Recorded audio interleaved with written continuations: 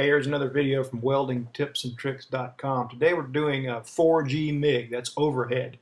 Last week we did 3G, which is vertical, and we used some square cut plates like this to get some practice on, and some of the ones I used for the vertical, for setting the machine on, I tacked them together and we're going to get a practice run here on overhead. So setting them up in the 4G overhead position to kind of simulate the groove weld, give them some good practice on the root pass. And this looks a lot like the root pass on a regular standard beveled structural steel welding test plate. It gives me good practice on staying on the leading edge of that puddle, not getting out there too far and shooting wire through, and I can get a second pass on it and see, kind of gauge arm positioning and how I want to, my line of sight and the machine settings. This is just a tad cold, but it's a little thicker, so it's going to make a little difference. This is 3/4 inch here.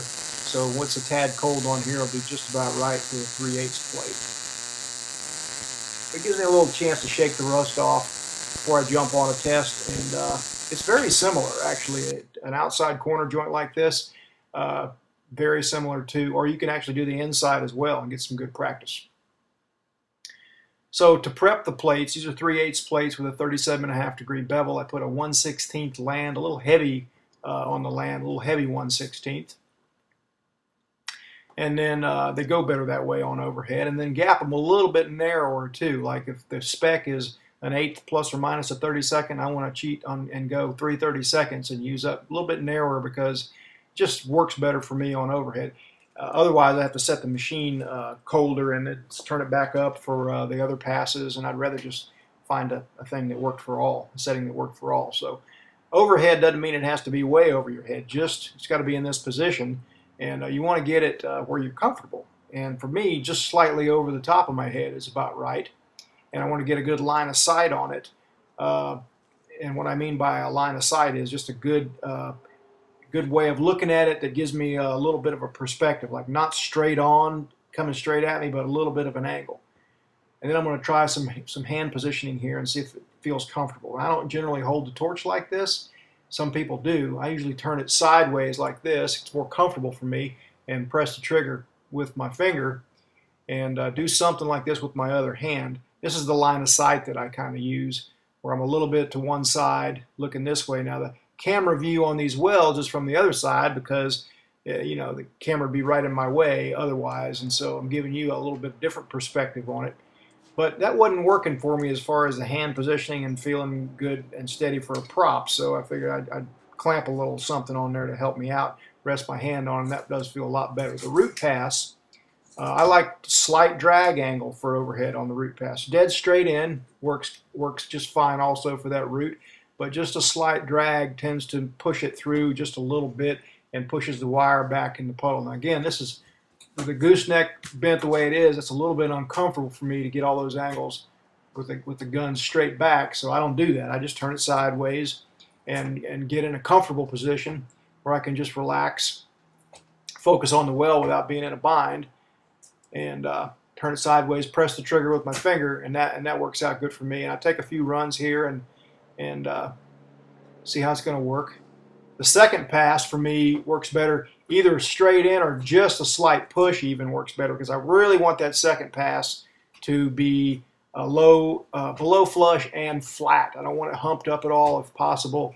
And then the last pass, just a straight up zigzag kind of, it can go either straight in or a slight push also. I don't find that pulling on the second and third passes works very good. It tends to mound up. The arc force tends to drive the metal a little bit and push it up, and it humps up a little bit. And I've made it work, and I've seen a lot of guys make it work also before, but for me, a straight in or a slight push, just making sure you're on the front of that puddle, works good for the second and third passes. All right, here's the root pass on the first attempt on the beveled plate. Got about a 3/32, roughly a 3/32 gap. And you want to try probably not to do a whole lot of wiggling side to side, but this acted a little bit like it was going to be a little bit too mounded up if I didn't spread it out just a little bit. So I'm concerned about that second pass, about not having to grind it, and that's why I did that. Here's a little bit narrower gap, and it goes a little bit better, just a little bit less wiggle. This is magnified a little bit, so it looks like a lot more than it is. and that works out pretty good. Just a slight convex root pass. I'm not going to have too much of a hard time burning into the toes of those weld. And you know, if you're humped up at all, you want to get a grinder out and knock the crown off that root pass so that you don't have any trouble burning into the toes of the weld. So the second pass, I want to come out not quite. I don't want to nip the edges of the bevel. I don't want to go fast enough across the middle, pausing just enough on the sides, not get undercut or anything, but fast enough. I want to be flat. I want to have a nice flat bead, and I want to be about a 1/16 of an inch below flush in preparation for that cover pass, because that's going to make the cover pass go in a whole lot better. That's just a little bit below flush, and that's kind of what I want.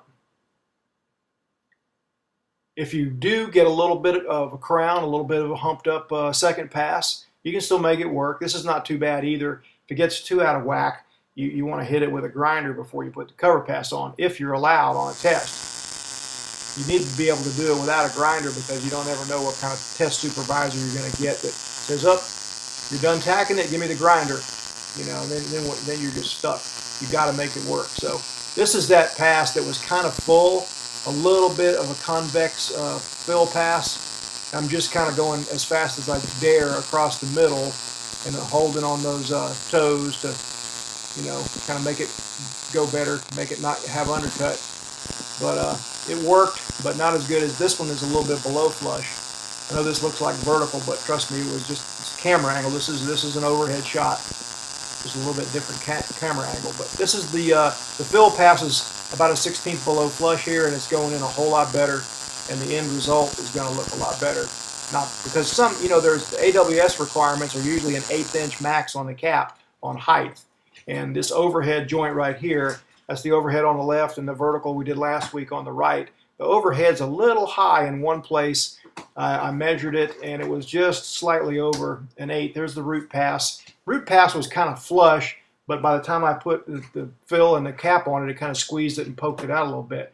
And see, that just exceeded an 1/8 in one place. Most of it was within limits and under, but you don't ever know that, you know, how strict the test supervisor is going to be on a test. You know, personally, when I grade tests, if it's really uniform, if it's slightly above, I usually you know, would take that into consideration. But here's one that kind of filled out a little bit too much with me. It was flat out flush before I ever got started, in which case you know, again, you have to kind of take a little bit bigger step and go a little bit faster across the middle, and to try to not build up too much. But you're a whole lot better shape if you can leave that second pass below flush. See, that's a little heavy. All right, once again, thanks for watching. That's a 4G overhead, and stay tuned for next week's video.